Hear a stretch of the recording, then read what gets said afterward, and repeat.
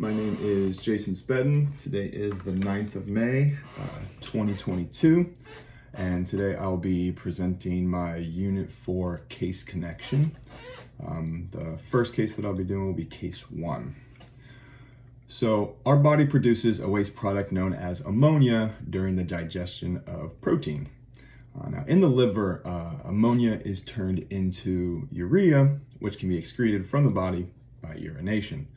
Ammonia production takes place in all cells of our body through the metabolism of amino acids and other nitrogen containing compounds. Our bodies produce ammonia by a process known as transamination. Transamination is a process by which an amino group is removed from an amino acid and transferred to an alpha keto acid. Now this takes place by aminotransferases, which catalyze the transfer of the amino groups to the amine receptor by ketoglutarate, which then forms glutamate. The pyridoxal phosphate, or PLP, this will serve as the carrier for the amino group. PLP is located in the catalytic site and plays an essential role in catalysis. After glutamate is formed, it will interact with glutamate dehydrogenase, and which can use NAD plus and NADP plus to remove the NH3 from glutamate to form an alpha ketoglutarate and release the NH3 in a process known as deamination. So this reaction can either fix or release the ammonia to be used in urea production, while glutamate can then undergo transamination again with oxaloacetate to produce an aspartate which enters the urea cycle. Now, the ammonia detoxification is essential to the human body. Glutamine is used as an ammonia carrier in this situation in the central nervous system. Disposal of ammonia in the brain is performed mainly by astrocytic synthesis of glutamate that is eventually exported from the brain, and then in this situation, glutamine is catalyzed by glutamate synthesis. In the fasting state, the body is in what's known as a negative nitrogen balance. Breakdown of muscle protein yields amino acids during this fasting period, which will subsequently transfer their amino groups to alpha ketoglutarate to form glutamate. Glutamine synthase will subsequently add a second amino group to glutamate and produce glutamine. And the aminotransferases can transfer the amino group from glutamate to pyruvate, which is a product of glucose breakdown. Pyruvate can be broken down into lactic acid and acetyl-CoA as well. And then the lactic acid is transported into the bloodstream from the liver, or to the liver, where it will interact with lactate dehydrogenase enzyme to form pyruvate. Now, in the liver, pyruvate is converted into glucose 6-phosphate by the glucose 6-phosphatase enzyme to form free glucose. Now, in addition to this, the glucose-alanine cycle transports ammonia from the muscles to the liver, and then here we will have the amino groups in the liver converted into alpha ketoglutarate, again, and free NH3. The resulting alpha ketoglutarate will then enter the TCA cycle and be used as a substrate again for gluconeogenesis. And in the fasted state, the liver takes up alanine and converts it back into pyruvate by transamination. So based on the data from the lab reports, the case demonstrates ornithine transcarbamylase, or OTC, deficiency. This is an X-linked recessive urea cycle disorder, most commonly resulting in severe disease in affected boys, whereas affected girls will have a mutation in the X chromosome, and they may also develop hyperammonemia, lethargy, and have just overall a poorly controlled breathing rate and body temperature. Now, as a result of the deficiency of OTC, carbamyl phosphate accumulates in the mitochondria and will leak into the cytoplasm From there, it is redirected into pyrimidine synthesis, resulting in raised levels of the orotic acid in the urine, like we see here. The raised uric acid levels assist in distinguishing OTC deficiency from something like the carboxyl phosphate synthase 1 or CPS1 deficiency. And in this case, the most likely deficient enzyme is the ornithine transcarbamylase OTC, and the enzyme least likely to be impaired will be the carboxyl phosphate synthase 1 or CPS1. Now in this case, arginine is normally not a non-essential amino acid, but becomes essential in patients with urea cycle defects or in the case of OTC deficiency.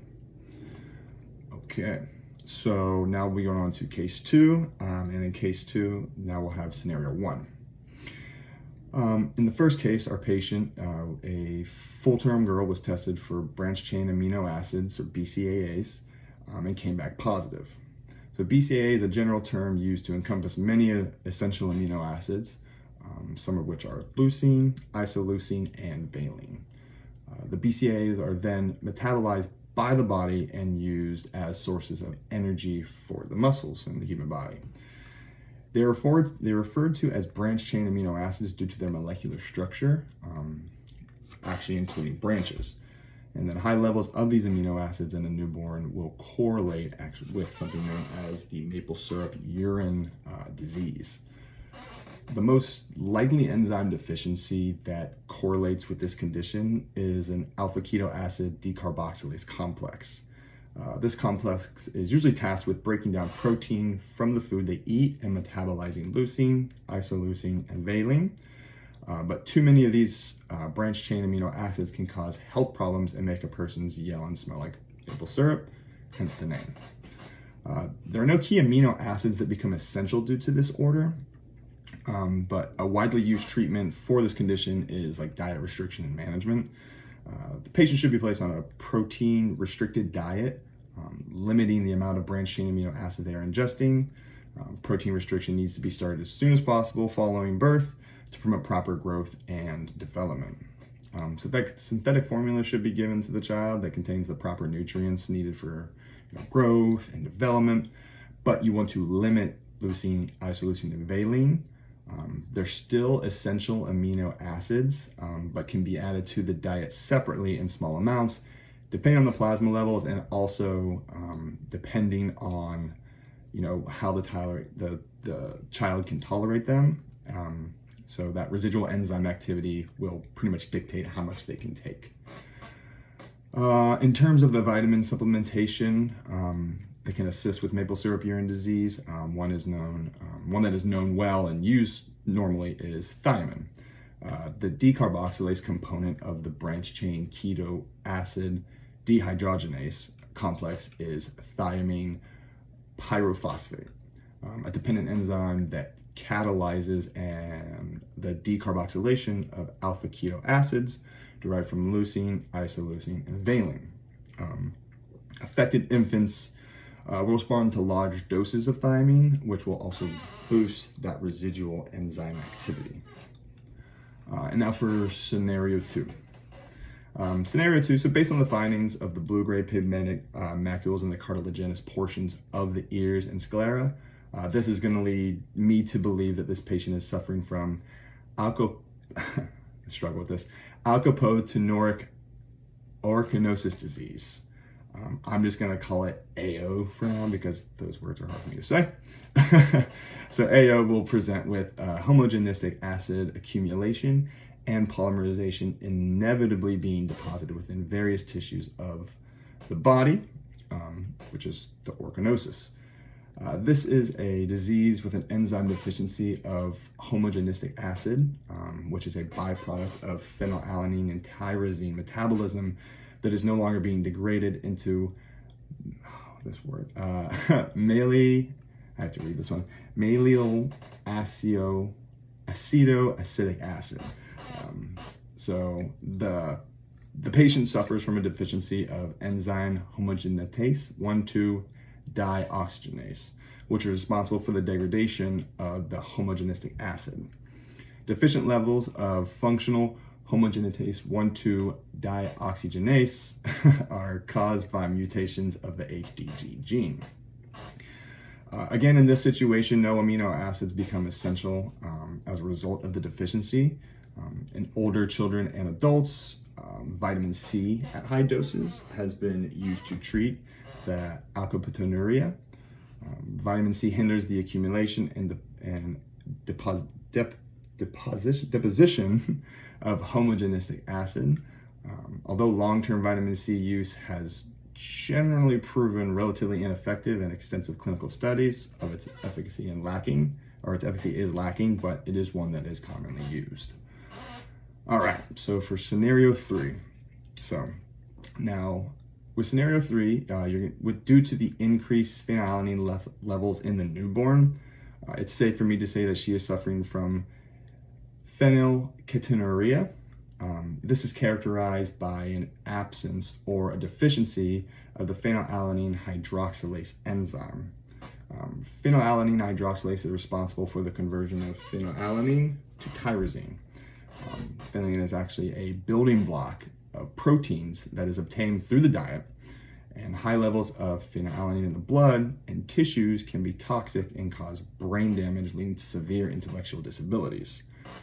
Now, in a healthy patient, tyrosine is a non-essential amino acid synthesized from phenylalanine. Now, due to persons with phenylketonuria not being able to synthesize tyrosine from phenylalanine because of severe deficiency of the hepatic enzyme phenylalanine hydroxylase, in these persons, tyrosine does become an essential amino acid. A low protein diet and phenylalanine and aspartame restricted diet should be followed. Branch chain amino acids should be taken into the diet, and some vitamin supplements that have been shown to help with deficiencies caused by phenylketonuria are L-tyrosine, vitamin K, vitamin B12, and selenium, but nothing that assists with the actual metabolism.